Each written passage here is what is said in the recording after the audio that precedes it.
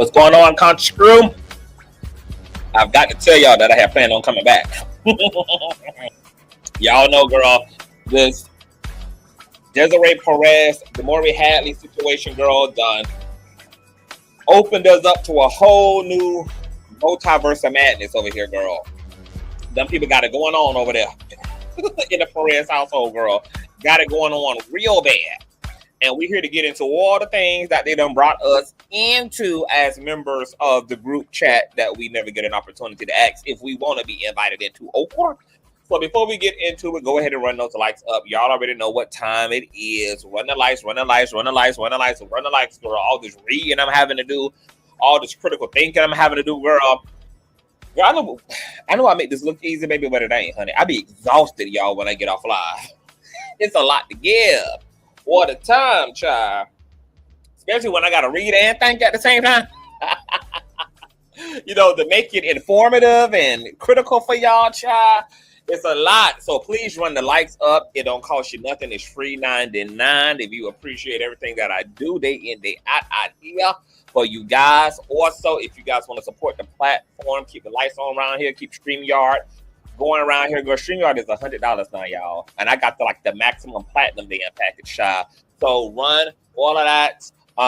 You can donate to the platform at Consciouztv on Cash App, $Consciouztv, and or PayPal.me/Consciouztv. Conscious spelled just how it is here on the platform with the Z on the end of conscious. And hold on, I just got a text that just threw me off. All donation links are in the description box below, and I thank you guys ahead of time. Also, make sure that you guys have your notification bell set to all. And last but not least, please share the stream out to wherever it is you have digital community, whether that be a YouTube community or your Snapchat, your MySpace, the dark side, the Twitter, Tumblr, or your personal OF. I don't really give a damn where you in fat leather light. Just let them whores know that we're loud, we're live, and we are certainly in color. And with no further ado, let's go ahead and push on through. I know a place where you can recharge your soul. Baby, that's Consciouztv. And in the midst of brokenness, he gon' see your asshole. Baby, that's Consciouztv. You gon' heal, you gon' laugh and catch a little shade. Ooh, girl. Y'all know he be slaying, y'all better stop playing. Come hear what he's saying. Ladies and gentlemen.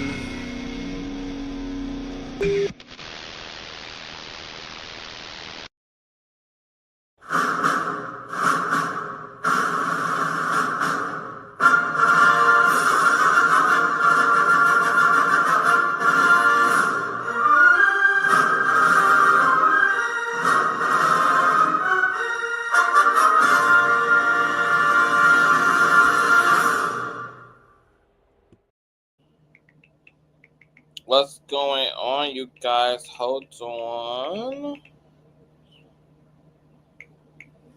Okay. Hold on, y'all. Had some messages coming through.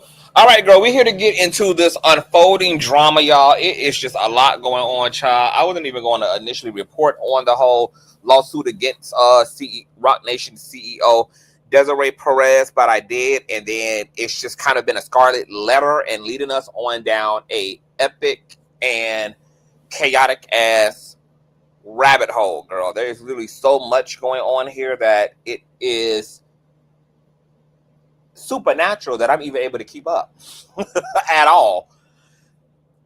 Before we get into that, I need you guys to also click the last link. Once again, I'm continuing to get messages from Conscious crew members saying that they aren't getting they aren't getting notifications. People just happen to see that I'm live. I told y'all YouTube been playing on my head top, but YouTube been playing on like the platform's head top as a whole. I noticed that like a lot of content creators like are kind of struggling in their viewership, and data is slow to appear on the platform that's in precise and accurate accordance to the numbers and all of that. I don't know what's going on with YouTube. I know that a lot of people are doing a lot of fraudulent shit on YouTube, like buying subscribers and buying views when that happens and there's an influx of that type of behavior, it slows down the entire platform. YouTube sends in all these fucking nanobots and shit to start evaluating everybody's platform, and they start snatching people's shit and snatching monetization. And while that is going on, it kind of puts the system in a chokehold and in a glitch. And they do this kind of quarterly at this point. So even for those of us who are growing our platforms authentically, girl, and just, you know, authentically struggling through YouTube and its foolishness and their crazy ass algorithm, you know, we have to deal with, you know, the consequences of what all the other bad apples are doing out here on YouTube, child. So please run those likes up, do all of that. Also, there was something else I was about to say. Oh, if you guys, I know a lot of the Conscious crew members are working class people. So if you guys are not going to be able to tune in live to the Zoom hearing, because there is a case status conference going on tomorrow, I believe at noon, regarding Megan Thee Stallion and Nappy Radio's lawsuit. They're going to be discussing all of the issues with Nappy Radio being lawyerless, as well as some of the discovery issues that have been going on over the past few months. If you guys will not be able to tune into that, do not worry. I'm going to present all of that here on the platform. So you'll be able to, you know, catch it here once you get off work or on your lunch break. So if you can't make it, CTV got you, child. All right. I'm going to keep you guys in on everything. Yes. If you guys didn't catch the last live, check that out. I also have put the Zoom hearing ID and number and all of that in the comment section. It's also in the description box of the last live as well. Okay, so let's get into the shenanigans, y'all. Y'all know, you know, this is like part 4 now of my coverage of the lawsuit against Roc Nation CEO Desiree Perez. Make a long story short, you guys can catch all of the previous. Hold on, let me speak to I need y'all. I done hit the ground. Let me speak to y'all in the chat, y'all. Let me speak to the Conscious crew. What's going on, B Will? What's going on, Andrew? Hey, Chowder. Hey, Coach Leslie. Yeah, it's been grinding hard, child. What's going on? Just be real. Hey, Brown Mama. What's going on, Uncle Jay? Hey, Jackie Blue. Hey, Bougie Barbie. Hey, y'all. What's going on, Wisdom Enlightened? Hey, y'all. Hey, Truth Tales. Hi, everybody. Okay. So Desiree Perez, Roc Nation CEO, has been sued by her own daughter, Demoree Hadley, on 14, 15 different counts of alot. She's not the only one being sued. Demoree Hadley is also suing Roc Nation. She's suing other professionals, psychiatrists, doctors, etc., claiming that her mother conspired to put her illegally in a 5150, aka a psychiatric ward, for a 72-hour hold under fake and false pretenses that she was going to overdose and she was, you know, on drugs and etc. And she believes that all of this conduct was unethical. It was illegal. She pretty much is feeling like she was kidnapped against her will, and that her mother had all these systems in place and all these people, from police to the medical doctors, all galvanized to create this unfortunate set of circumstances she found herself in. And all of this, according to Demoree, is the result of her mother wanting to separate her from her black husband, Javon Hadley, who Demoree claims the mother has gone to unbelievable lengths to remove out of her life, even to the point of having Javon illegally arrested, falsely arrested. It's just been a whole mess around Demoree, her relationship to Javon, and her mother, Desiree. Now, as we were unfolding all of that, we also learned that Desiree Perez and her relatives, her father, her stepmother, and some of her other relatives sued Javon Hadley, Demoree's husband last year, okay? And they basically sued him for abusing Demoree Hadley physically, emotionally, mentally, spiritually, economically, etc. What we found out is that this did go as far as police having to be caught to intervene in some of the alleged, and I have to say alleged just for the sake of me being a public figure, having a public platform, etc. Some of the alleged domestic violence that have been playing out in Demoree's relationship to Javon, which has escalated the anxiety and the concerns of the family. It drove them to not only get the police involved at times for domestic violence they directly witnessed, which has also been caught on audio. It's also been caught on the family's home surveillance, where Demoree and her husband Javon have been living for, I think, a year or two. At one point, they were living in the family's home alongside Demoree's grandparents, aka Desiree's actual parents. Her father has dementia, so he's being cared at a very nice property that Desiree owns, and other relatives live there along with her father's wife, who would be Desiree's stepmother and would be Demoree's step grandmother. And there are some cousins who live in the home as well, who act as caregivers to the grandfather, who has dementia and he needs, round the clock care, etc.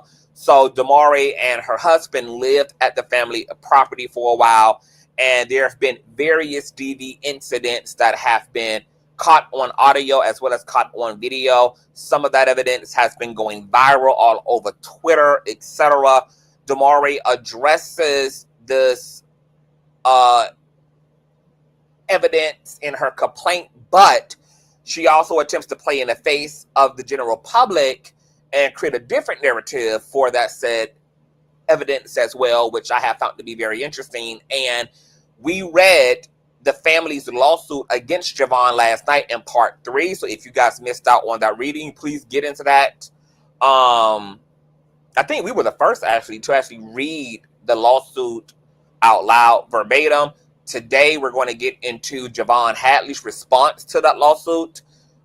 He is trying to get the lawsuit dismissed under failure to state a claim, etc. He also provided within his defense to the allegations by the family that he's been abusing Demoree, also the 11-page memo from the state attorney general's office, who pretty much, explained why they did not pursue charges against Javon for the various DV incidences that he was initially arrested over.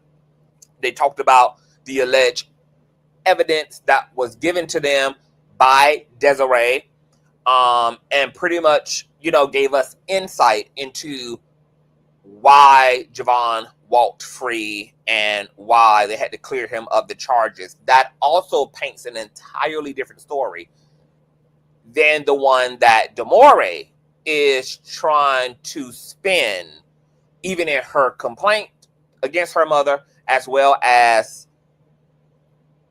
how she's trying to spin that narrative in her favor and in Javon's favor in the court of public opinion. As I have been going down this rabbit hole, looking at everything that's being presented by both sides, it has become abundantly clear to me at this point, and I want to be clear about this point because it may also change, because I'm a person who evolves my thinking and understanding of a situation, as we get information. I'm not somebody who decides one thing and then it's just that, especially if new information comes out, etc. So I am always willing to allow new data, new information to re-clarify me, okay? But right now, based upon where we are, what I've read, what I bear witness to, it appears that Demoree Hadley's lawsuit against her mother, Desiree, is in retaliation to Desiree Perez and her family, which are Demoree's loved ones, pretty much attempting to hold Demoree's husband accountable, who, based upon some of the evidence presented in the family's lawsuit against Javon, shows that he is in fact abusive. Unfortunately, those claims seem to be very much real and objective. Not only are there audios of Javon allegedly, and once again I have to say allegedly as a public figure, verbally and emotionally abusing Demoree, but there is once again footage of him punching her dead in her face and shoving her into another room before he leaves. Then, to make matters even worse, in the family's lawsuit against Javon, Demoree's husband, there is a laundry list of text messages that have been extracted from the family's home computer, which one of Demoree's cell phones was still linked to and connected to, which is how the family and the mother were able to get a hold of these text messages, because that data was on the home computer. And because the house also has a lot of surveillance footage around the home, which initially was put in place before Demoree and her husband even moved into the family home, to be able to keep an extra eye out on Desiree's father, who has dementia, to ensure that he hasn't fallen, he hasn't hurt himself, that he's getting the round of care treatment that he needs, etc.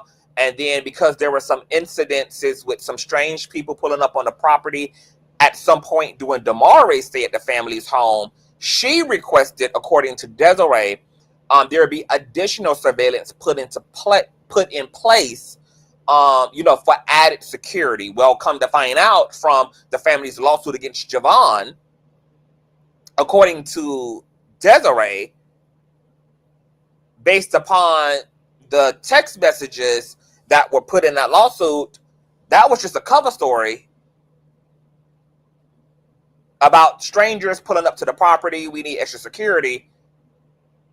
Extra security cameras was motivated, according to the text messages, really by Demoree's husband, who wanted to be able to keep an eye out on her, track her whereabouts, see what she was doing at any given point in time, even to the point that he was even wanting passcodes to the surveillance system at other relatives' home who Demoree would visit. This seems to be a very, very deep situation the family is in with Demoree and her husband. The level of stalking and the level of violence that is being had against Demoree is very unfortunate, but for sure seems to be very much so real. And it's actually really sad that Demoree has spent all these years in her toxic relationship seemingly protecting her husband, which is really why the DA were not able to seal charges against Javon. It wasn't because the evidence is artificial intelligence, that is fake. It's not because Javon is innocent. It's because Demoree refused to cooperate with the investigation, which they would need that. Somebody else can't file charges on behalf of someone else. The someone else has to be able to participate, to cooperate in the claims and the situation that they are allegedly in.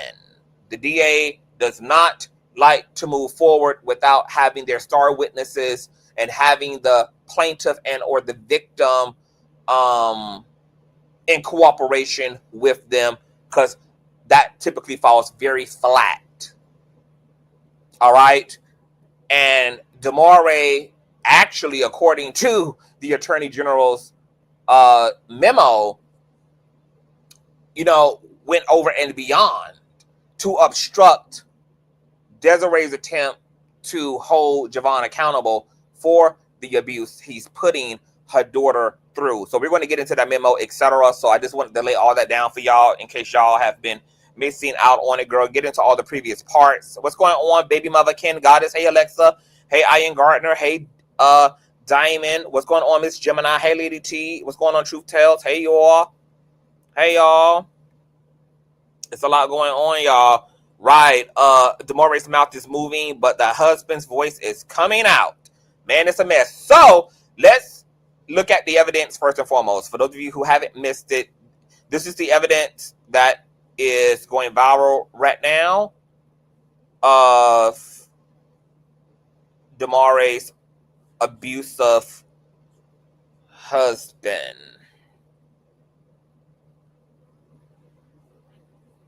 Okay, I'm going to play the audio for you guys first.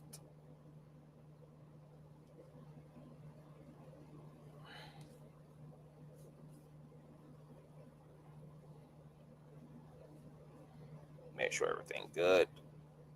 All right, check this out. This is recordings of a verbal altercations between Javon and Demoree, allegedly. Since I know I've been sick, I'm gonna ask you again. You think it's okay to wake up at 9 o'clock and call somebody at 9:30 for a fucking business call? You think that's okay? Look me in my eye and tell me that's okay. Yeah, 30 minutes prior, yeah. Sure. You're gonna wake up at 9 o'clock and make a business call at 9:30. Yes, I wouldn't do anything else. I would just either go outside, take me out, and get the call.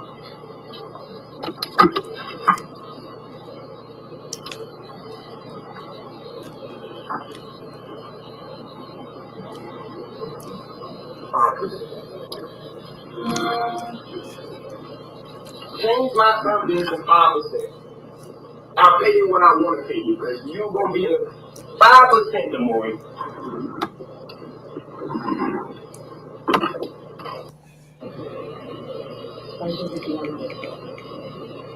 Especially because I know I've been sick. I'm gonna ask you again. You think it's okay to wake up at 9 o'clock and call somebody at 9:30 for a fucking business call? You think that's okay? Everything.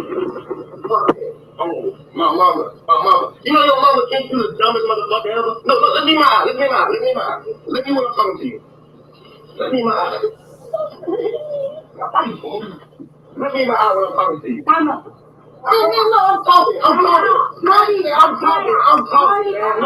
I'm talking.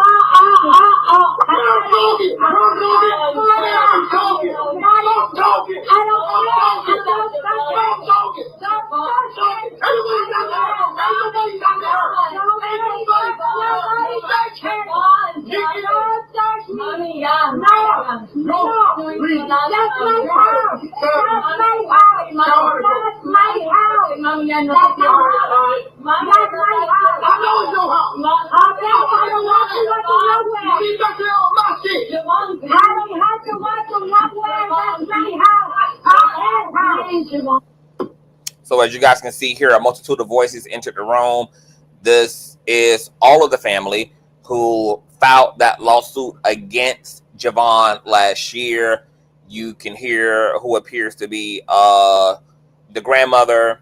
She's the one saying, "This is my house, this is my house, this is my house, this is my house." You can hear another woman who I assume is the cousin, who is the caretaker for Julio, the grandfather, etc. And they have, come in between this altercation that's taking place. Everything.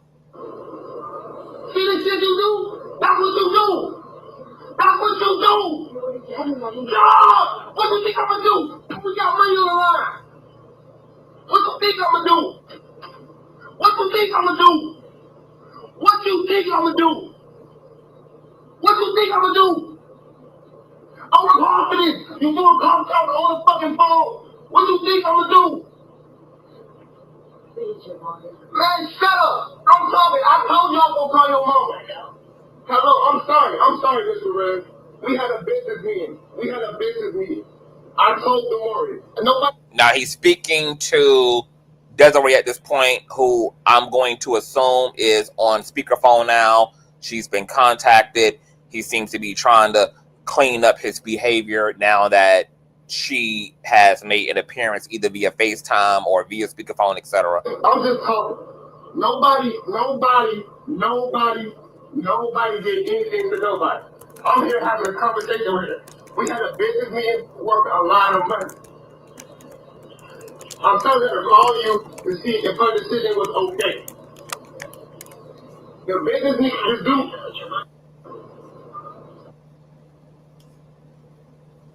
Okay, I think the audio is... See it, fucking retarded bitch.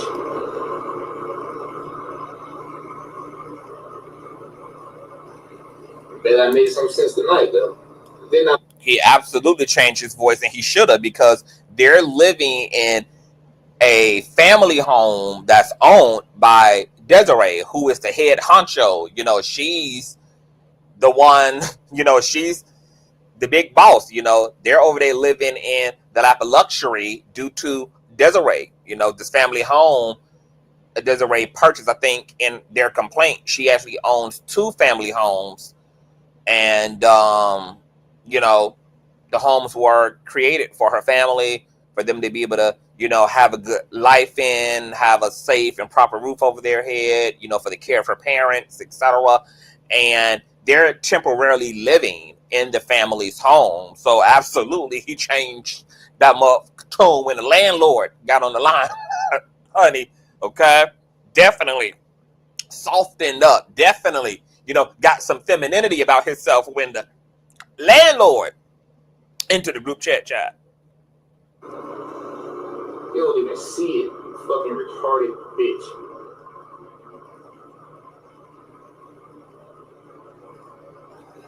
I bet I made some sense tonight, though. Didn't I make some sense tonight? Talking to you. Yes. I'm never wrong either. Check my resume.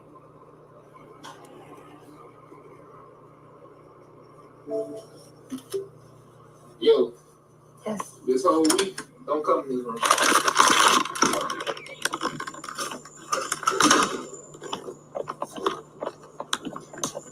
Fucking retarded bitch. Everybody. Okay. Now, the next piece of footage I'm going to show y'all is even more upsetting. It is a visual, and it is allegedly of Demoree being physically assaulted by her husband, Javon Hadley, in the family home's gym. And I'm not going to show the direct punch, but I'm going to show leading up in the aftermath of it. So, trigger warning.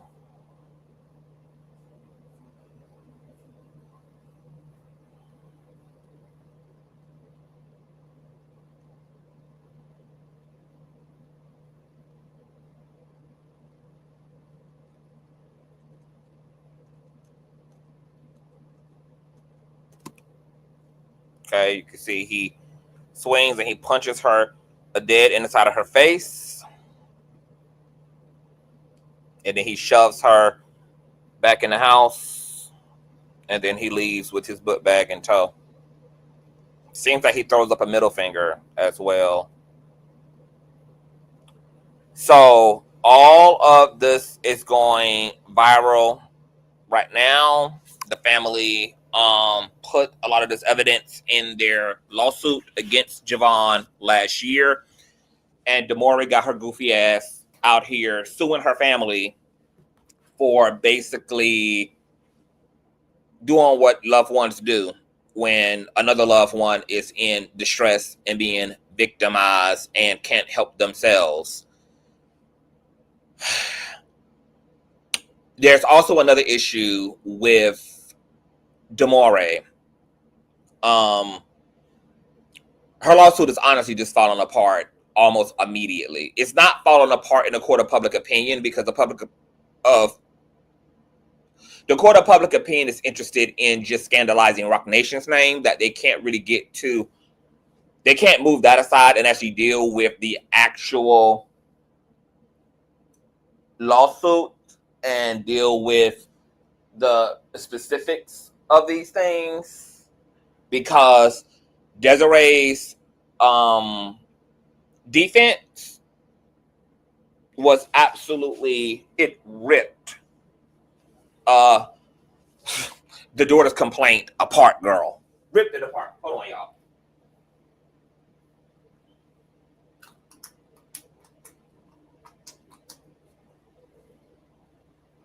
Had to turn a light on in here. Desiree's defense, it literally exposed Demoree for everything that her and Javon is. She absolutely ate Demoree ass up. She exposed the fact that Demoree had submitted falsified information to the court, such as the fake ass audio device that Demoree had put in her complaint, claiming that this was a audio device that they found hidden in their bedroom that her mother had put there. Well, Desiree had brought in a specialist who deals with covert audio technology, etc., and come to find out, the object that was presented in Demoree's lawsuit actually is a solar panel that came out of a $7 Amazon toy that was in the bedroom that, for whatever reason, Demoree and Javon tore apart and then presented that solar panel as a screenshot to the courts as a secret covert recording device. Not only did the forensic specialist, the tech specialist, break down how that was not a recording device, but he also provided YouTube links of creators on YouTube who had actually dismantled this toy and showed the same solar panel part within that toy, which is in all of those toys. It is not a covert audio device, nor did anybody even realize, because people were just more so shocked by Demoree's claims that they really couldn't even see everything else. Nobody even realized that Demoree also never even provided proof that it was a audio recording device. She just literally submitted a screenshot with the narrative. There's no proof that the object in question was a recording device. She did not show that it even had recording capability. There was no context. There was just a screenshot and a picture. And I guess she underestimated her mother because her mother certainly, pointed that out, that not only is this not a audio recording device and it's out of a $7 Amazon toy, and that is actually the solar panel within that toy, which is in all of the damn toys. But my daughter didn't even prove that the device is capable of recording. I mean, it is a shit show, y'all. It is an absolute shit show. There's other issues with Demoree and this complaint. She not only has taken to social media to allege that what we're seeing here in video and what you guys just heard in audio is deepfake AI, it's artificial intelligence, it's photoshopped, it's fake, all fake news. Let me pull this up here. Such as in her story a day or two ago when she said, "Thank you everyone supporting and seeing the abusive tactics Desiree, Roc Nation, and all of their puppets on social media are doing to send fake evidence, altered photos, and AI videos through fake pages to all my followers and friends." Okay, so she's calling what you guys just saw fake, deep fake, edited SpaceX Elon Musk generated fake news. She also jumped into our residential attorney's comment section on YouTube, Pam, the law intellect, and left this comment that Pam responded to, which reads, "You should contact me and read my complaint so you can understand all audio." Okay, all caps. This coming out of Demoree's mouth on her Instagram and from her alleged YouTube page. All caps. "You should understand all audio and video was fabricated, manipulated, and edited, AI altered evidence. The state of Florida wrote this. We have proof." Okay, she's talking about that Attorney General's 11-page memo that we're going to read. But the problem with this response, the problem with this particular narrative, that this is deep fake AI,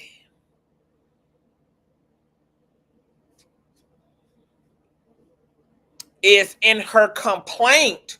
She argues, as you guys see here, that the evidence is real, but it was illegally obtained through the abundance of recording and secret spy material and technology that her mother had planted all around the home, such as you see here in this complaint. She actually provides a statement from the prosecutor's memo. Check this out. In her complaint, in Desiree's frivolous lawsuit recently filed against Javon, she somewhat admitted to hacking Demoree's phone. Desiree filed screenshots of text messages between Demoree and Javon, but failed to adequately explain how she acquired them. The prosecutor in Javon's case even noted the oddity of Desiree's ability to provide private conversations between Demoree and Javon that dated back to 2017. And here's that excerpt. The victim, now this is from the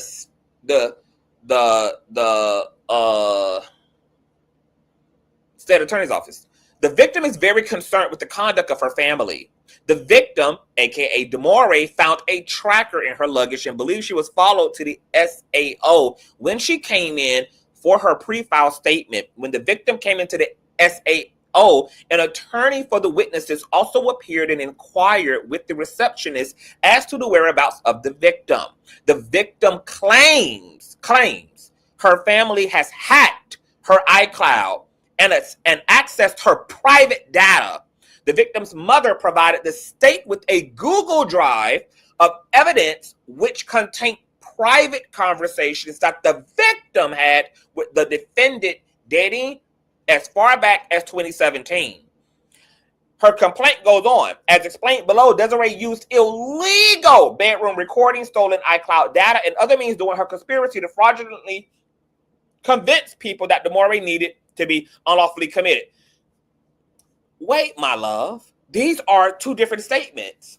You're telling to social media, oh, this is deep fake, deep fake, deep fake. But in your complaint and even in the findings of the Attorney General's office, actually, this is real evidence. Those text messages are real.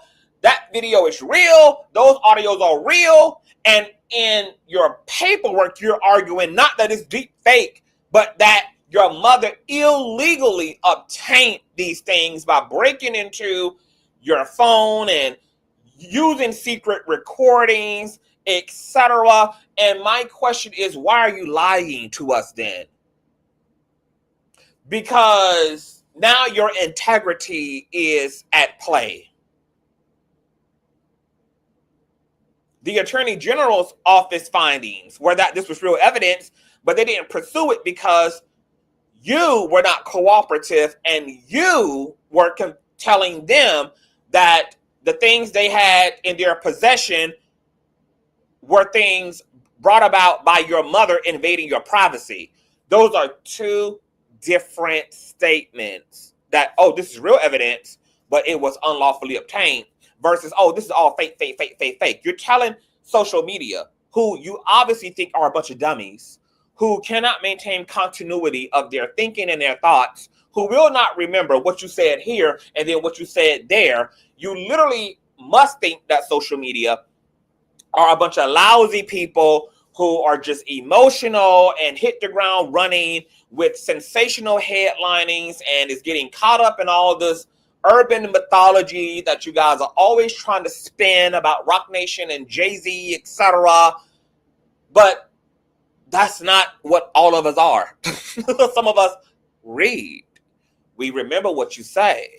We actually go through the paperwork. When you tell us to go do our research, oh, that's in fact what we in fact do. And then we find out that you're the one pulling the wool over people's eyes. So now let's transition into the Attorney General's write-up about why they did not press charges against Javon. We're also going to get into his response to the family's lawsuit.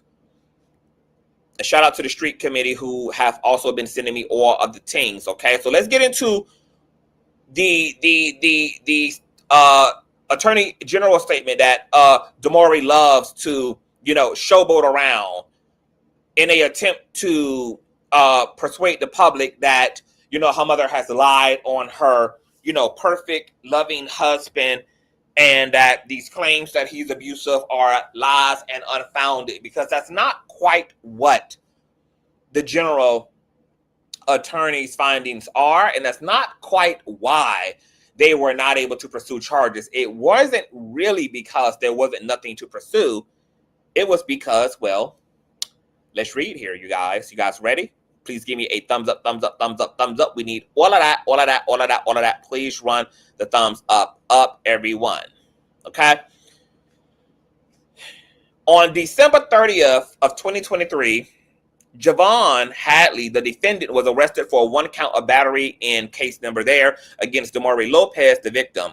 The charge in case number is a delayed arrest with an incident date of January 16th of 2022. So they arrested him a year later for an incident that had took place a year prior. The incident was reported to Miami-Dade Police Department by the victim's mother in December 2023.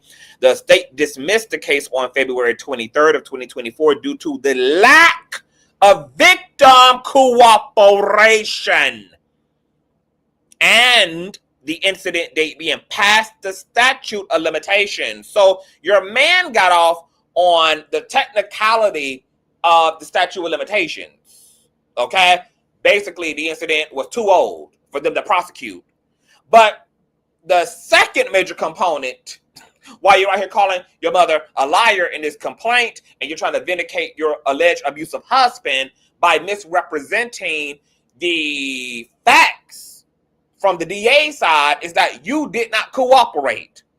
So the statute of limitations and your lack of cooperation is why it was dropped. During the pre-file investigation of said case, an investigation into allegations of an incident that occurred on September 11th of 2023 was conducted by both the state attorney's office and MDPD. The investigation yielded the conclusion by both the SAO and MDPD that there was no probable cause to arrest for the September 11th incident without a cooperating victim. Without a cooperating victim. These are the key words. You don't see anything about fake evidence, false evidence, no evidence, da-da-da-da-da. They keep reminding you that you refuse to cooperate, which also is in cooperation with the actual incident reports, where the police in their own incident reports report that you did not want any legal consequence to come unto your husband, Javon.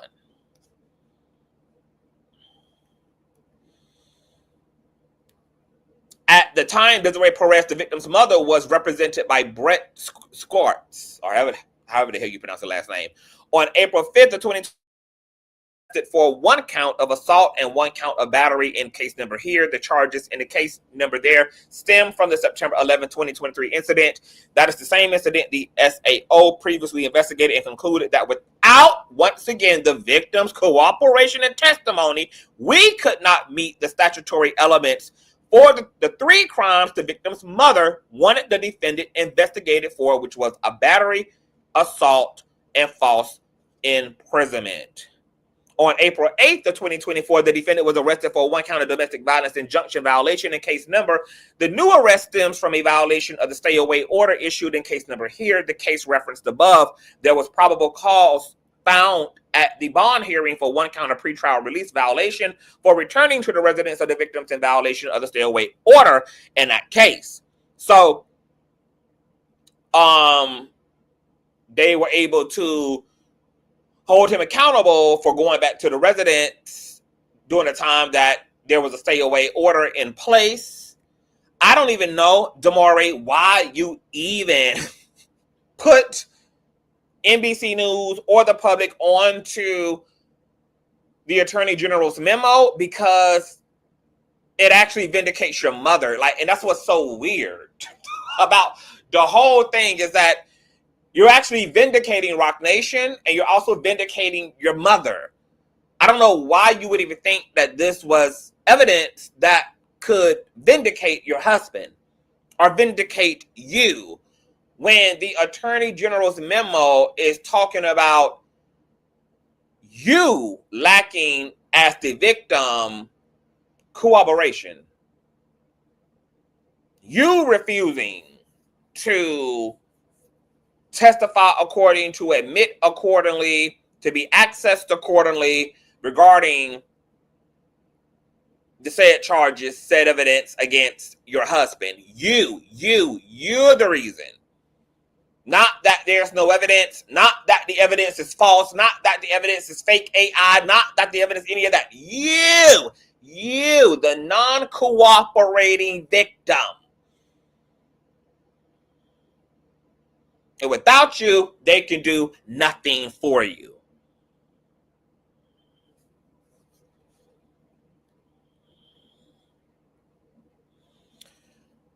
One count of battery and 1 count of assault. The state cannot file a charge of battery against a defendant pursuant to Florida statute.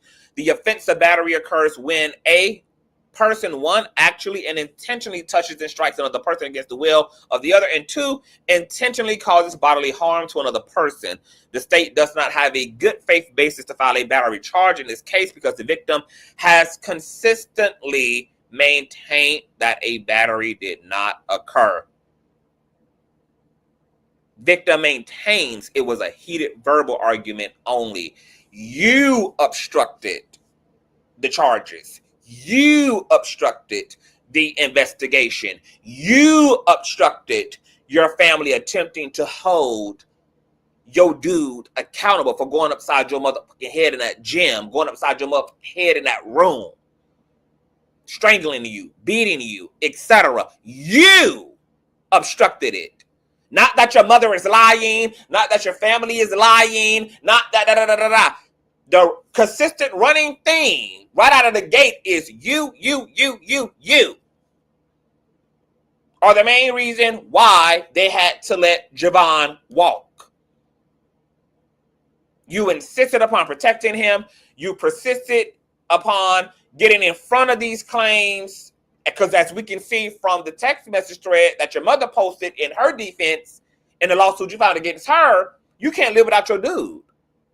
So, of course, you wasn't going to allow charges to be pressed, because that would result in jail time, prison time, etc. Remember, you were going to allegedly unalive yourself if you couldn't be with him, right? Which is why your family decided to go ahead and enact what they had a right to enact, which was that Baker's Act and Marshman Man Act. Because you had to lost your motherfucking mind as far as they were concerned.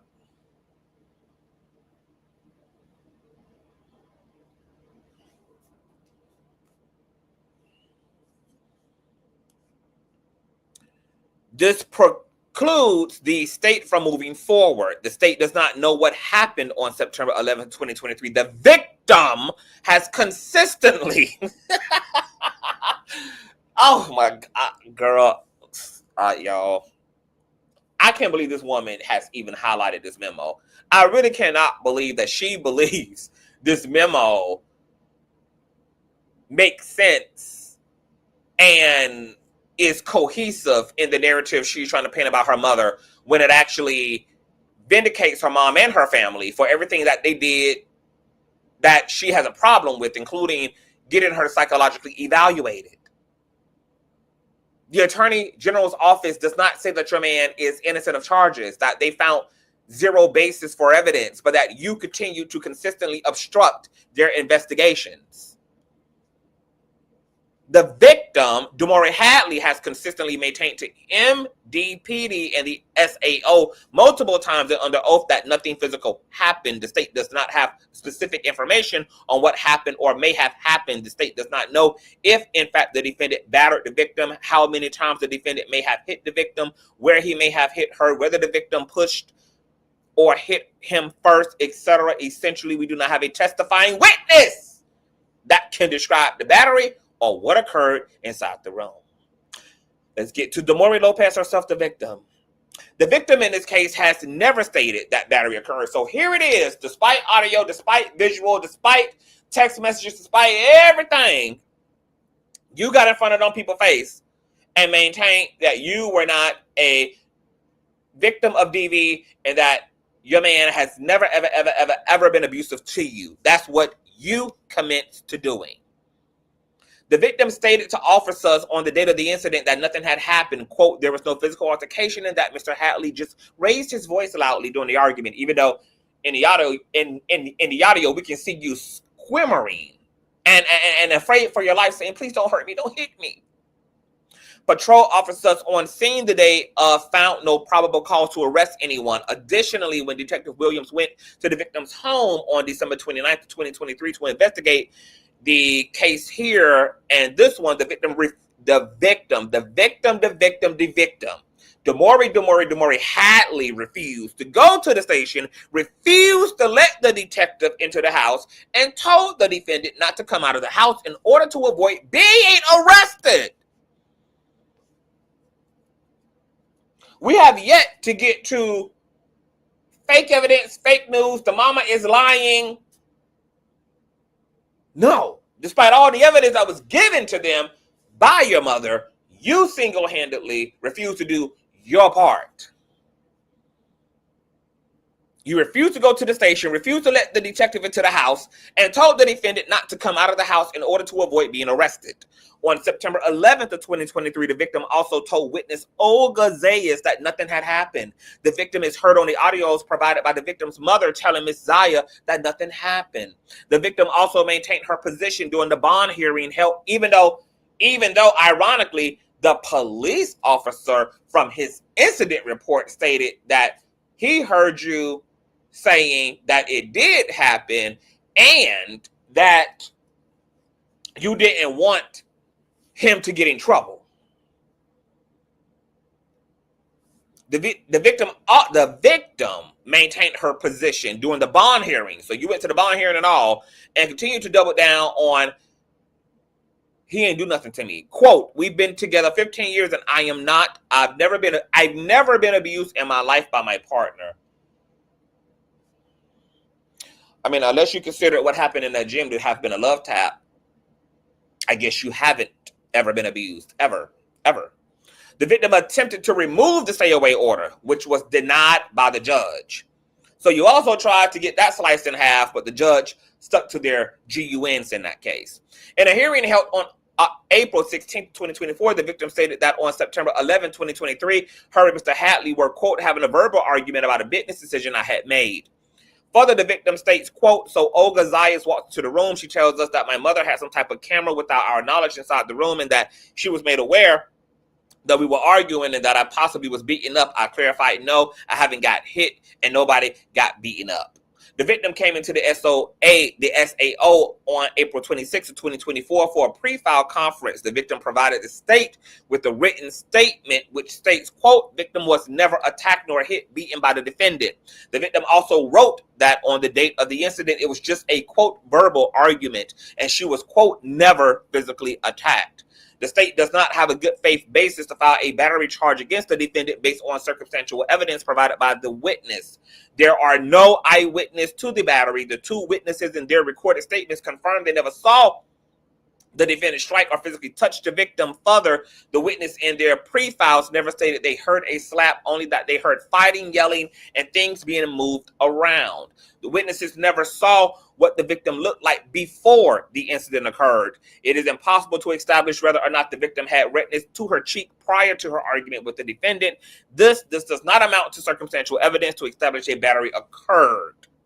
So between the people who intervening after you may have been physically assaulted, and between you doubling down and maintaining that we was only having a heated discussion, he never put his hands on me, etc., they could not bring substance to the battery claim. The witness provided statements to the officers on September 11th of 2023. The witnesses then spoke with the SAO on January 29th of 2024 regarding this incident when the SAO was investigating this incident pre-arrest. The witnesses' version of events has become more elaborate. Girl, how is the state attorney exposing you, sugar? I'm so confused, y'all. Why did this lady think that this memo vindicated her when they're literally exposing her? Attorney General's office says the witness's version. Oh, actually, I read that wrong. Scrap that. The witness's versions of events have become more elaborate each time they are asked to give a statement. However, what has remained consistent is that neither witness saw the actual alleged battery occur. So shout out to the witnesses for being integral. You know, they did not put 20 on 10 and lie just to get things done. You know, despite how desperate they were to, you know, intervene and to get her help, and probably how disgusted at this point they are with their relationship, they refused to lie, even though they could have, because it just would have been Demoree's word for theirs. But they still maintain, no, we came in after the fact. We did not, in fact, see him hit her in this particular incident. She may have been assaulted prior, because the reason we came flying into, you know, the room is because there was shit moving around, shit was flying every damn where, screaming and yelling, etc. But no, we did not see him actually hit her by the time we had entered the situation. This also would completely dismantle Demoree's argument that her family is conspiring and all this, because if they were, they would be lying like a motherfucker. It's more of them than it is of you. These would actually be perfect opportunities for them to alley-oop. If they were really in a cabal together and they had no integrity at that. But instead, they're actually still maintaining the truth about particular incidences when they do occur. They either did see what they saw or they didn't see what they saw, etc. However, what has remained consistent is that neither witnesses saw the actual alleged battery occur. The only person in the room was the victim, who has always denied any abuse occurring on September 11th. Illegal recording audio from September 11th. There is an audio recording of the September 11th, 2023 incident. This recording is an illegal recording and even still inconclusive of a battery. The recording captures the defendant yelling at the victim, and it sounds like the victim says, "Don't hurt me." In another illegal recording, the victim confides in a friend that the defendant grabbed her neck. This would not explain the redness on the cheek, and it's not fully consistent with what the witnesses saw when they walked in. However, the victim's conversation with her friend is also part of an illegal recording and is further hearsay. Further, in a hearing that occurred on April 16th of 2024, the victim states, quote, "So Olga Zayas walks into the room. She tells us that my mother has some type of camera without our knowledge inside of the room, and that she was made aware that we were arguing and that I possibly was beaten up. I clarified, no, I haven't gotten hit and nobody got beaten up. This recording is illegal because the camera located outside the bedroom captured audio from inside the victim and defendant's bedroom."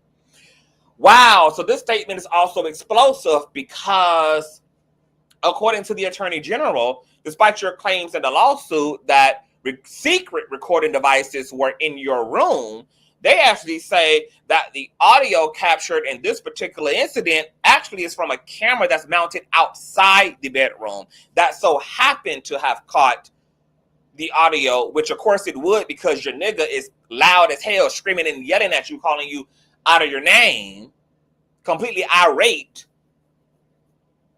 screaming at his relatives, etc. But outside the bedroom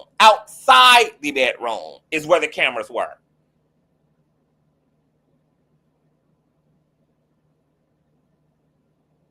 Had some type of camera.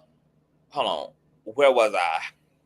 So Ogazai went to the room, whether we were arguing, this recording is illegal. The victim stated under oath and on the record in open court that she was being recorded by that camera without her consent. Cameras are allowed to be in private residences where you are not the primary tenant to begin with. Maybe you're a guest in a house, and whoever is in charge has the right to put cameras in any common areas, whether it's the hallways, the living room, the gym, the pool area, the yard, the foyer area, etc. The victim and defendant have a reasonable expectation of privacy in their bedroom, which they did. The camera was outside the bedroom. It's not the camera's fault. It's not Desiree's fault that you niggas were carrying on so bad in your bedroom that the outside camera caught audibly all the bullshit going on in the room. That's not the camera's fault. That's not Desiree's fault. If you want to argue and you want to go ham and you don't want that argument to be bear witness to, you argue in locations where there are no recording devices. The fact that y'all were openly screaming and yelling and fighting in a house that is laced with cameras for the sake and safety of the grandfather who has dementia and requires 48-hour, 24-hour round-the-clock care is crazy. It's wild. The victim and defendant have a reasonable expectation of privacy in their room pursuant. Now, this, honestly, the Attorney General's office had dropped the ball here. They have interpreted these events very wrong. They dropped the ball right here. You can't hold the camera at fault or Desiree at fault for a camera that is in another area happen. That's like if an argument took place. That literally makes no fucking sense. Instead of holding them accountable and saying, look, we do have audio. That audio was captured by a camera that was mounted elsewhere. It caught y'all's argument peripherally. And then acknowledges that the camera was not in the bedroom. Acknowledges that the camera was mounted elsewhere in the house. So how in the hell is that an illegal recording when the camera is there to record, for one? It's there to survey. They know it's there. And they chose to scream and holler like cats and dogs and fight, despite knowing that they're in a house that have recording devices within it. Pursuant to our office policies, we do not have a good faith basis to file a charge of battery in this case. But once again, even in this case, you, under oath, once again, stood in the gap for your husband. And once again, this memo has yet to call any of this evidence false and fake, and yet you're telling social media that it's all AI fake generated, when the reality is everything that we're seeing and hearing is real. And you are trying to get around it to keep your husband from being prosecuted by claiming that, well, it's illegally obtained. The state cannot file an assault charge against the defendant pursuant to Florida statute. An assault is an intentional unlawful threat by word or act to do violence to the person of another, coupled with an apparent ability to do so, and doing some act which creates a well-founded fear in such other person that such violence is imminent. The victim is here we go. The victim, once again, is uncooperative. Not that there's a lack of evidence, not that it's fake evidence, but because the victim is testifying under oath and once again going to back and doing everything that she can to obstruct any charges against her ninja. The victim maintains that there was nothing more than a verbal argument due to her stating she is not and has never been afraid of the defendant. And that is completely contradicted by the goddamn text messages. I see why the family had to sue too. I see why the family had to sue. Due to her stating she is not and has never been afraid of the defendant, the state cannot prove a well-founded fear in the mind of the victim. The victim is maintaining that no threats or threatening actions were made against her on September 11th. The state could not rebut a potential self-defense claim because the victim has not confirmed in detail what happened. You are the reason your nigga is free. Not that your nigga is not abusive, not that your nigga is not putting his hands on you, but because you keep obstructing justice. On April 6th, the victim appeared via Zoom and stated she was not in fear and wanted the stay away order lifted, and stated she has never been abused by Mr. Hadley. Circumstantial evidence of fear. The state cannot file a charge of assault based on circumstantial evidence of fear. The jury instructions for assault required that the act of defendant created in the mind of the victim a well-founded fear that the violence was about to take place. Attorneys for the witnesses argue that assault can be proven based on the witness's testimony that they heard a loud argument, and when they walked into the room, the defendant was standing in front of the victim with his hand raised. The attorneys cite case law here.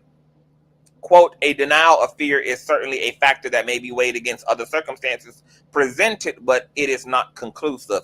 And in this case, there is evidence to support the conclusion that Daniel's conduct was sufficient to create well-founded fear, and that said case law. And that case law is distinguishable from the case at hand. In Daniels, the defendant threatened to shoot the victim. The defendant then proceeded to shoot bullets through the window of the car as he and the victim were driving. The victim testified she was not in fear. However, the court found that in applying an objective standard, a reasonable person would find the defendant's actions and words would typically induce fear. Here, what the witnesses perceived would not objectively induce fear, especially when weighed against the victim's denial of fear. The witnesses only saw the defendant's hand raised, and the victim stated to the witness when she intervened that nothing had happened. It should also be noted that in January 2024, when one of the witnesses was interviewed, she stated it could have been that the defendant was talking with his hands. Further, in Daniels, the court held that the denial of fear is a fact to be weighed against other circumstances. Here, the witness observing a hand raised does not outweigh the victim's denial of fear. Pursuant to our office policies, we do not have a good faith basis to file a charge of assault in this case. One count of pretrial release violation. The state does not have a good faith basis to file one count of pretrial release violation in this case. The violation occurred in April 8th, 2024, when the defendant went to the shared residence with his brother to retrieve clothing. The victim was not present at the time because she had been wrongfully Baker Act and then Marchman acted by her mother and was located outside of the Miami-Dade County. The state cannot prove beyond a reasonable doubt that the victim lived at the residence that is the subject of the pretrial release violation because the victim does not wish to cooperate. Oh my goodness, girl. I don't even, do we need to even read this? This is like literally, it's the whole thing. She's the reason why no charges were pressed. She's the reason.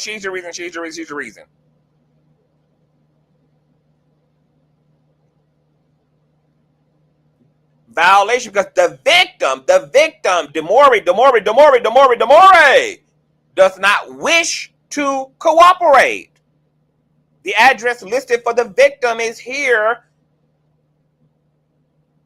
The pretrial release violation occurs at another location.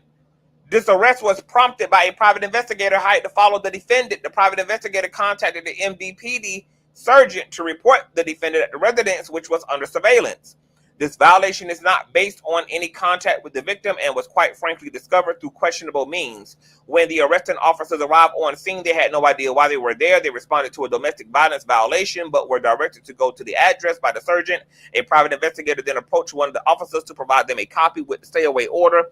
The responding officers had to call the sergeant to figure out what was going on, and while they were there in trial, the cross of these officers would be detrimental to the state's case. The officers did not turn off their BWC for case investigation. Officer Reynoso at one point calls Detective Martinez to figure out what to do. Officer Reynoso informs Martinez that he has not been able to make contact with the victim, to which Detective Martinez responds, quote, "She's against the arrest of this guy. She is like protecting him, so she isn't going to want you guys to do anything about it." Officer Reynoso and Martinez are on scene for about 45 minutes trying to figure out what to do. Some comments by the officers on BW include, "Both of you are detained until I figure out what is going on," both referring to the defendant and his brother. Defendant's brothers ask what's going on. Officer Carter says, "We're going to figure it out." Defendant's brother wants to know the charge. Officer Carter says he doesn't know. Reynoso, "I was just giving orders and it was the bosses." Officer Carter, like he just told you, we got a call from the uppers. You know what I'm saying, the bosses. Reynoso, "I don't know what you got going on with this girl, but she's troubled, bro. She is putting you through all the stuff." Defendant response, "It's the mom." Reynoso says, "People know people." Reynoso calling a sergeant, "Hello, Sarge. Which one is it?" Defense counsel will be allowed to cross-examine officers on all these statements, which further help defense's theory of the case. These are all false allegations made up by the victim's mother, who is well connected and wealthy pursuant to our office policies. We do not have good faith basis to file a charge of pre-trial violation in this motherfucking case.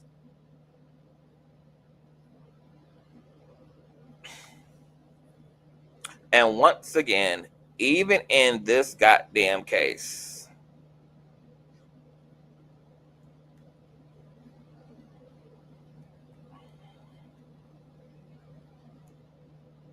the victim does not wish to cooperate. The victim does not wish to cooperate.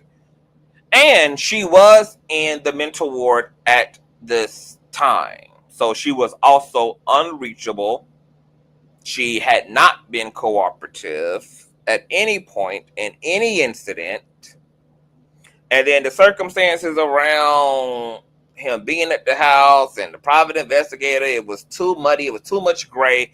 And once again, without the foundational participation of the victim, the fact that it's third parties like the mom and the family who are trying to protect this girl is too weak. It's too weak. The secondary assistance is too weak. They need the victim to really pull the lever.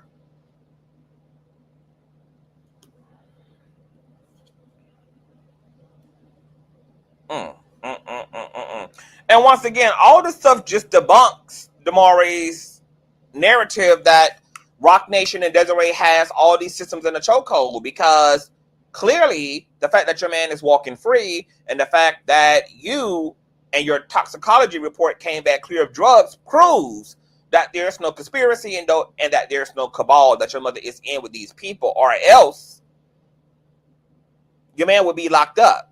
Your man would be successfully charged. Your toxicology report would have came back positive for all drugs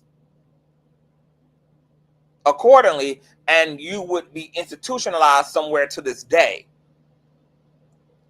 It's clear that all of these parties, from the medical doctor to the police to the DA, are all independently functioning without any understanding between each other, which is why the DA is coming to different conclusions and hardships in their ability to move forward properly with charges, because you refuse to participate, etc. If your mother had the police, Roc Nation, Jay-Z had the police on payroll, these motherfuckers would be railroading you and your dude.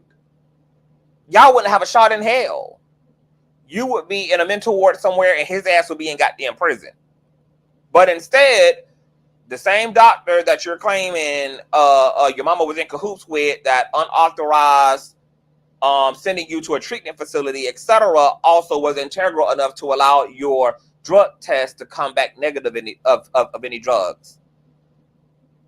Make it make sense. The police department and DA and all this stuff that you claim, Roc Nation and all these folk got in a chokehold, released your nigga. Predominantly because you refused to cooperate. But if they were on payroll and they were getting paid to falsely incriminate your dude would be falsely incriminated. Because that's what they would be getting paid to do, since they're all in a conspiratorial coup. So this is why your lawsuit is falling apart, because this very memo exposes that there's no conspiracy. Roc Nation didn't accomplish a damn thing. Desiree didn't accomplish a damn thing. They're just a struggling family that tried to do what they could for a daughter being abused, who is obstructing justice and insisting upon protecting her abuser.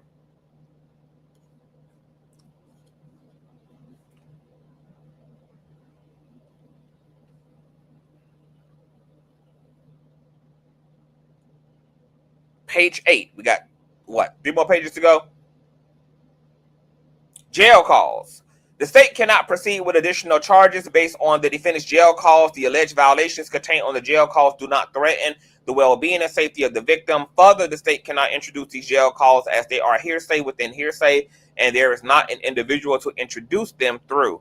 There is not even a complaining victim. Here we go again.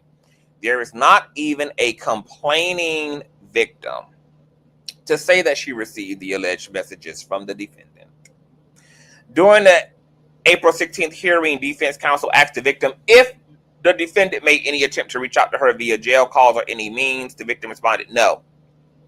Additionally, the defendant was confused about whether he could go back to the shared residence if the victim was not there. On April 9th of 2024, during a conversation with his mother, the defendant states, quote, "Just tell Demoree to go back. I forgot to tell you so that she can take care of the cats and everything," because Beethoven was kind of upset. That's literally the reason why I got in trouble, because I was hugging on Beethoven. I took too long. I was thinking she isn't there. I didn't think the police were going to be there for that.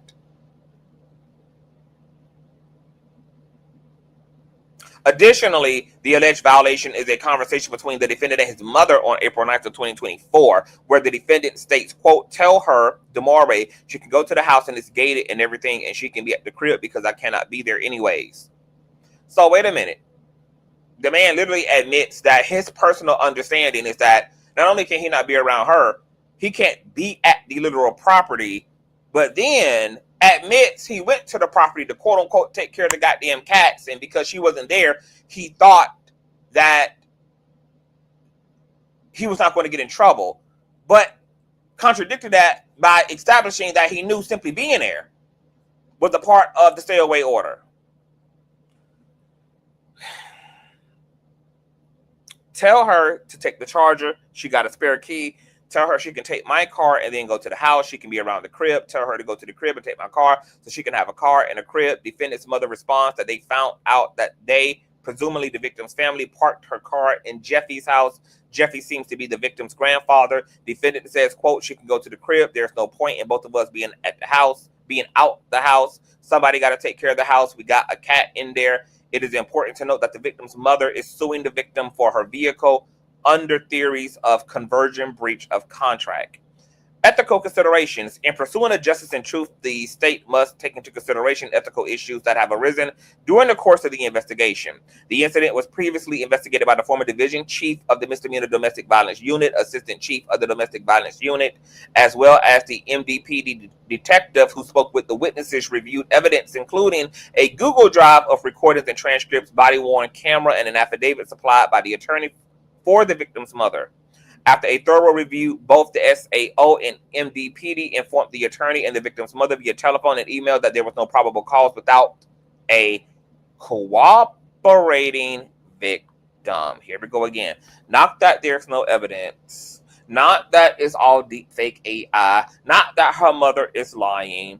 But because, unfortunately, we can't use all of you guys as circumstantial third-party witnesses to apply assault and battery and DV charges. We're going to need the victim's cooperation. Without her cooperation, despite everything that y'all have, child recordings, all this, all that, whatever the case may be, girl, we can't build a case with circumstantial stuff. We need the victim directly initiate. At the time, the victim's mother was represented by Brett Scorts. At some point during March of 2024, the victim's mother hired Laura Gatz and the former chief of the Miami-Dade State Attorney's Office Narcotics Division, Jessica Casello Pedra. After this, in late March, the victim's mother went back to the MDPD with the Google Drive of evidence previously reviewed, and MDPD reinitiated an investigation into the September 11th incident. The only new evidence between January 2024, when the SAO and MDPD found no probable cause, and April 5th, when the defendant was arrested, were the formal recorded interviews of the witnesses. However, those witnesses had submitted affidavits and previously spoken with the state to provide their testimony related to the incident. The recorded interviews did not change the fact that the witnesses never saw the battery and provided the same information to the state and MDPD previously. When the April arrest was effectuated, Ms. Casso told ASA Farrell that she was the former chief of the narcotics unit and was very connected with the police department. She also told ASA Farrell to not be surprised if the case is taken from her and given to a more experienced ASA. During Detective Menard pre-file, her Sergeant Reyes requested to be present during the detective's pre-file, which is unusual. Detective Munad did not speak to the victim. Detective Munad did not speak to the witness. Detective Palmer did. The victim's mother rented the house directly across from the residence of the defendant and the victim. Live surveillance of the home as well as video recording surveillance was conducted. The defendant was observed getting clothing from the home while the victim was not there. The defendant alleges that the victim's mother has been harassing him for years and has private investigators following him around everywhere he goes. This was also confirmed to us via an offense incident report that was turned over by the defense counsel, confirming that the defendant is being followed by private investigators. When the arresting officers arrived on the scene, they did not know why they were there. They responded to a domestic violence violation, but were directed to go to the address by the sergeant. A private investigator then approached one of the officers to provide them with the stay-away order. The responding officers had to call the sergeant to figure out what was going on and why they were there. In trial, the cross of these officers would be detrimental to the case, even though they literally have the jail calls of the husband literally admitting that he knew he wasn't supposed to be there.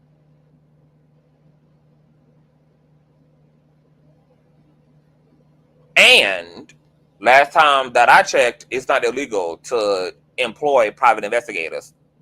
Attorneys employ private investigators. Plaintiffs in lawsuits employ private investigators. Process servers. These are legal systems.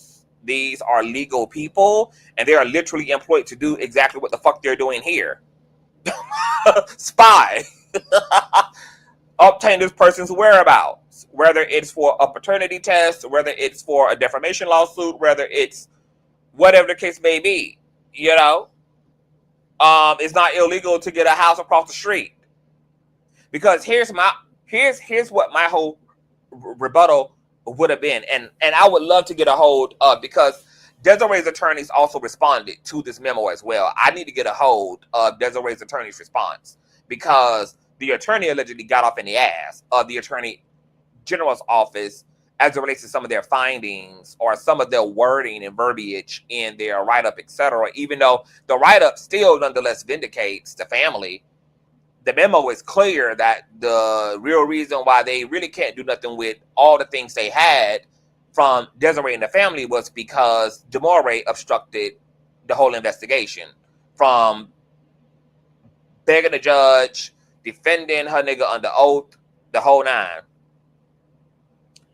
But this is what my rebuttal would have been. Y'all, as the Attorney General's office, can't say and should not say that I was stalking the defendant, because if the defendant felt that way, and if that was the case, why the defendant filed a restraining order against me. So you're telling me, and that's according to him, I've been stalking him for years, but these motherfuckers lived in my house.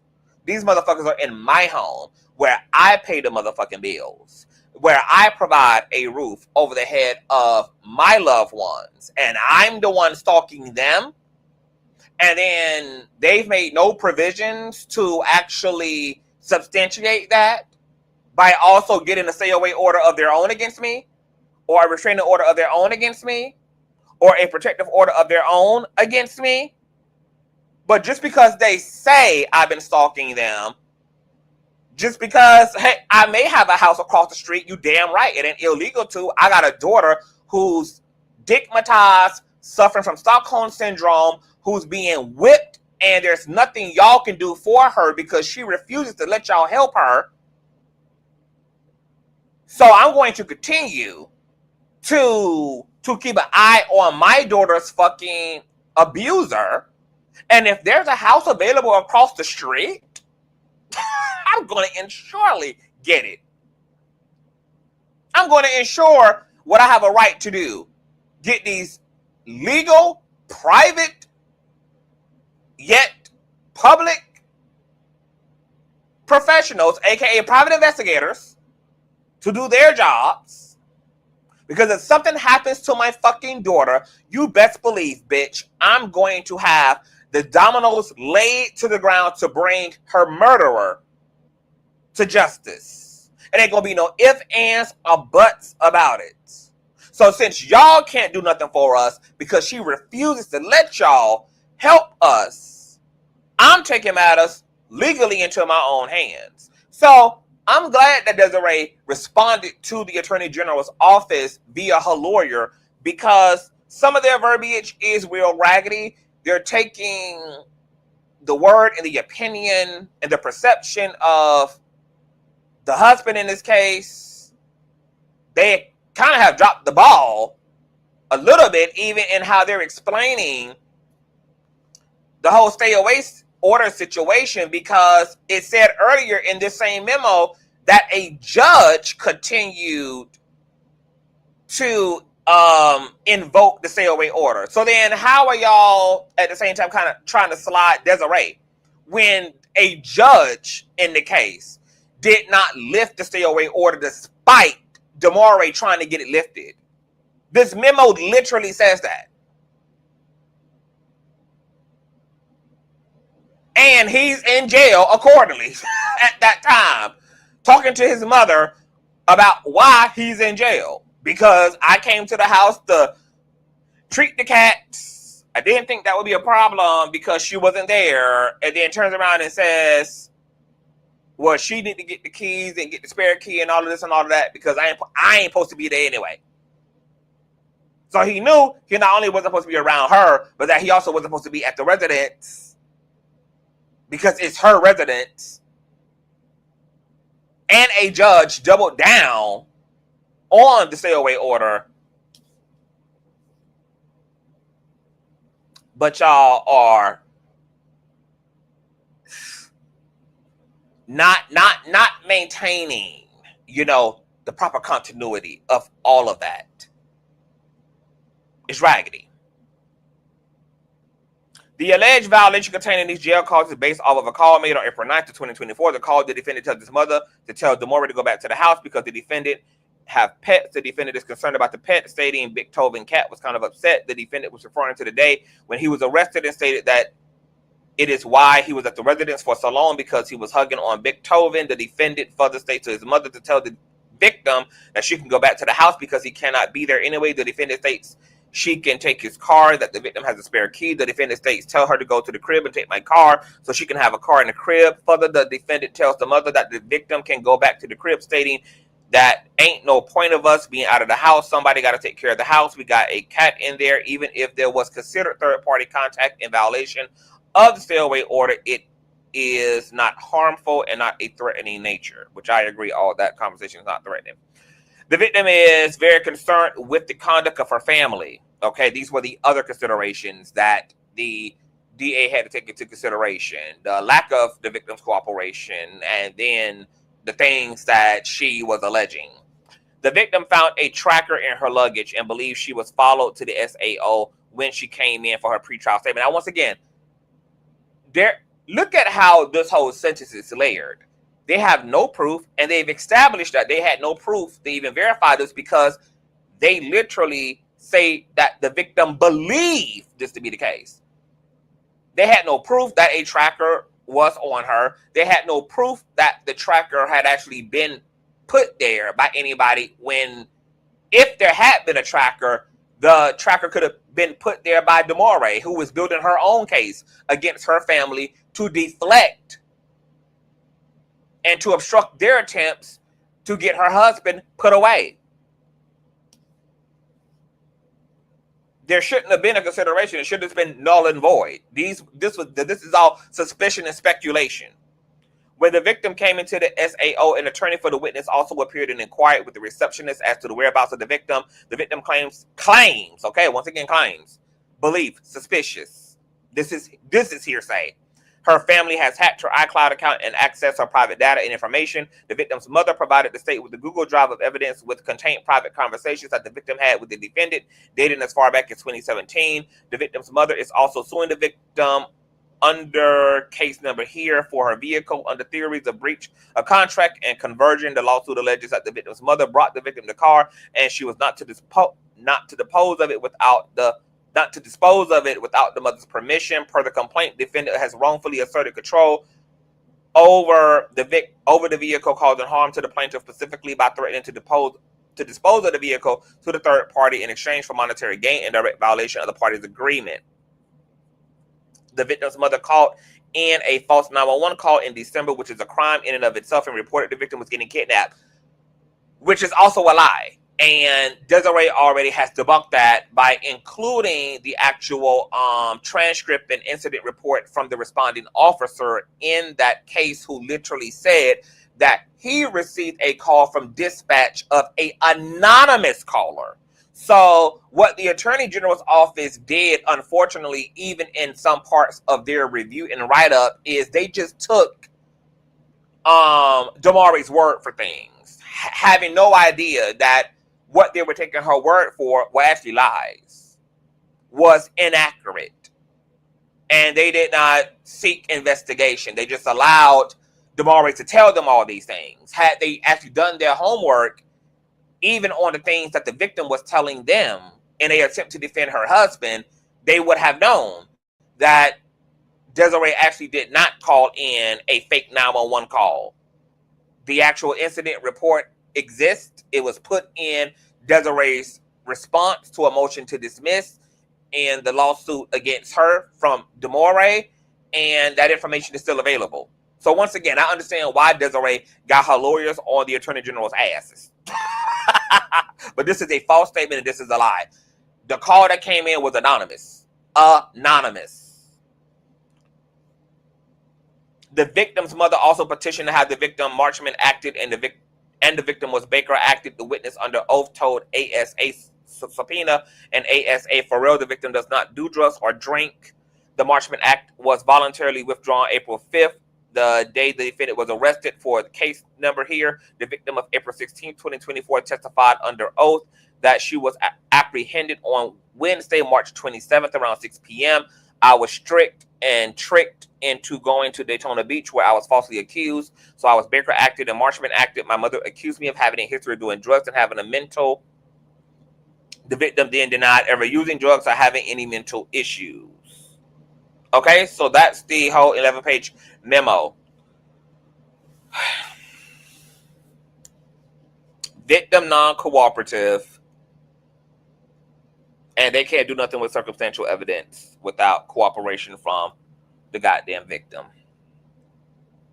They also just took Demoree's word for certain things that we know are now lies based upon transcripts and police incident reports and statements directly from the police, such as the claim that her mother called in a fake kidnapping, which was not true. It was not the case. But the memo literally tells how Demoree did not allow them to do anything with the circumstantial evidence that they had to support said claims. And Demoree, goofy ass, is around here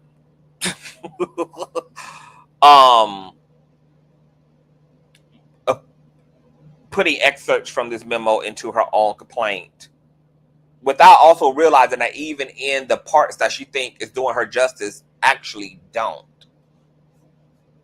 And has forgotten that maybe we know that your family has been telling the truth because of all of this alleged information that you're telling the social media is fake news, but that you were telling to the courts is real, but was illegally obtained through secret recording devices, etc. And neither did we find in this 11-page memo from the Attorney General office anywhere did they use the term fake AI, fake anything. And neither are you arguing with them that it's fake. But you're in the court of public opinion saying fake, fake, fake, fake, fake, fake, fake, fake, fake. Make it make sense. Now, we've been here for an hour and a half, so I'm wondering. Yep, I think I'm gonna let it be an hour and a half. I don't feel like reading no more.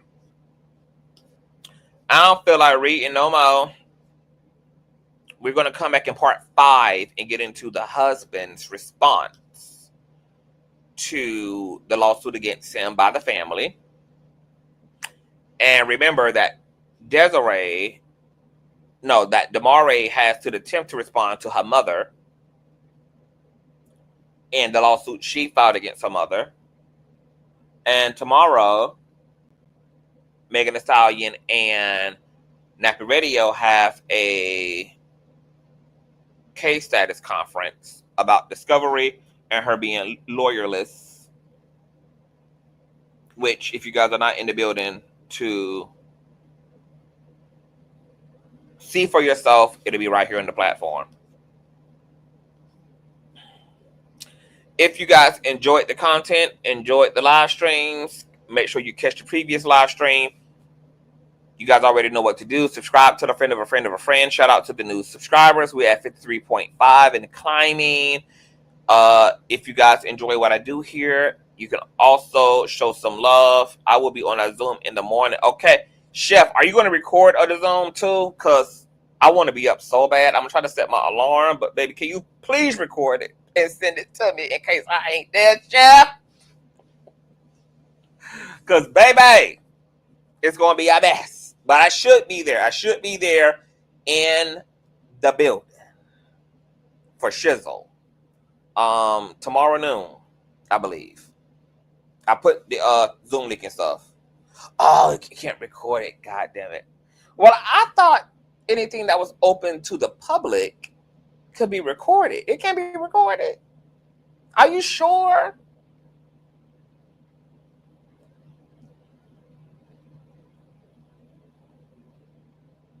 Okay, well, it ain't gonna be no recording, y'all. At least not one that's published to the internet, child. Yeah, recheck. I'm gonna look it up. Hold on. Let me look it up super quick. Let me see. Because it is open to the public and it is via Zoom. So it's like, y'all know y'all really can't control people from like recording that, right? I mean, y'all can open it to the public and open it up via internet. I mean, y'all must expect it to be made public. But let me actually. Let me see. Let me see on the internet. Can you publish?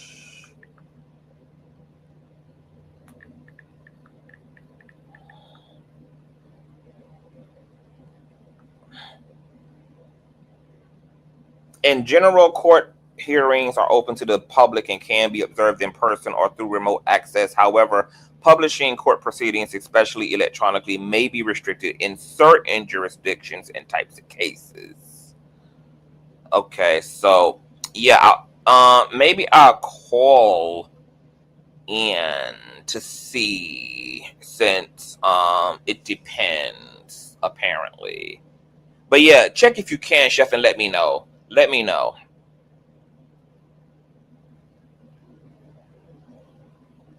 It does say here on Google, in federal courts, electronic media coverage of criminal proceedings. Well, this is a civil. Let me see. In the civil, can you publish?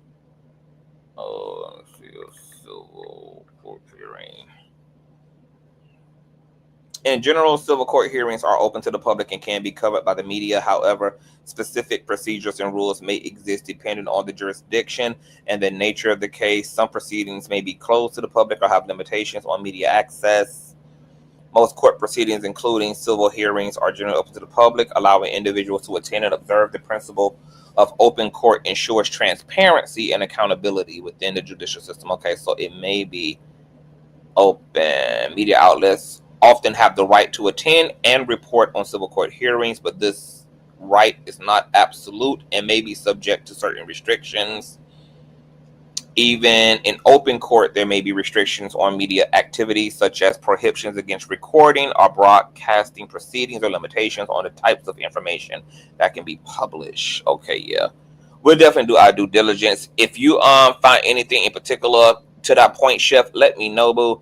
Also, you guys make sure to follow Document Teams over on Station Head. He gets into all the things, honey, be reading down to the ground, give you all the information and breakdown of the breakdown, baby.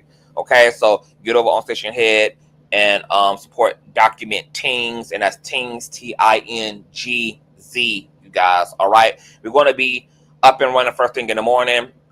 If we are not able to record and publish it, I will be in attendance along with other street committee members, and we'll give you guys a play-by-play of what took place.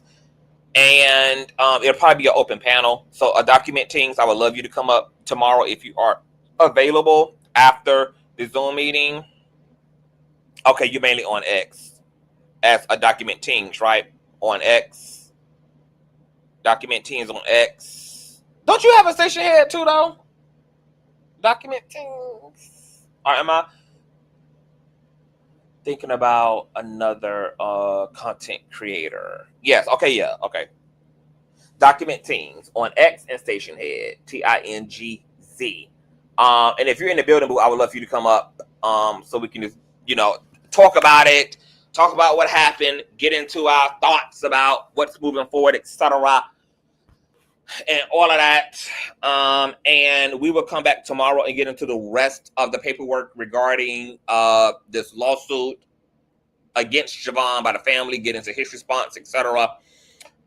And yeah, I will see you guys. I love you guys down to the ground. Thumbs up, thumbs up, thumbs up. Share, share, share. Subscribe, subscribe, subscribe. And I will see you guys later. Peace. Good night.